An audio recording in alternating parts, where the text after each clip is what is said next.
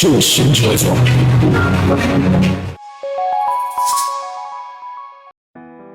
It's well known that in the early part of the 20th century, many Jews came over to this country from Europe, or Jews who had already been in this country, and they had great sacrifice for Torah observance and the performance of mitzvahs, and yet they were not successful in transmitting these values and this sacrifice to their children. It is well known that Rav Moshe Feinstein explained this phenomenon based on the fact that often these parents would remark, it's so difficult to be a Jew. So children, yes, would see their parents perform the mitzvahs with great sacrifice, but when they would hear the parents say how difficult it is to be a Jew, the child says, okay, if it's so difficult, then who needs it? It's important for a child to see not only the sacrifice of the parent, but that the parent is performing the mitzvahs with joy, with happiness, because otherwise it's not transmitted. For the Torah to be transmitted to the next generation, children have to see the vitality in mitzvahs, to be Jewish and joyful. But conversely, imagine if a child would see how happy, how excited, how enjoyable mitzvahs are to a parent, how enjoyable the learning of Torah is to a parent. Imagine what wonderful generations we would produce.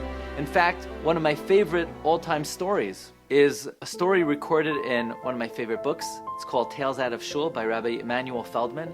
He writes that when he was a young boy, he came down on a morning and his father was poring over a big Gemara, was learning Gemara, and as he's coming down, his father remarks to him, and now this is a young boy who would later become one of the great Rabbanim in America, Rabbi Emanuel Feldman, his brothers Rabbi Aaron Feldman, Rosh Yeshiva of Ner Yisrael. So you could imagine the impact their father had on them, these two great Rabbanim.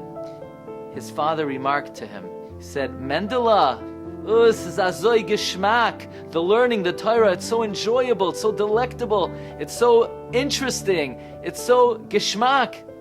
When a parent speaks that way, and even more importantly, when the child sees how enjoyable Torah mitzvahs is to the parent, then the child says, this is something I want. I like happiness, I like sweetness, I like excitement, and then the Torah is transmitted to the next generation. A Judaism that's Jewish and joyful is one that will be transmitted and will be vibrant and will be passed down until the end of time. Bracha v'hatzlacha.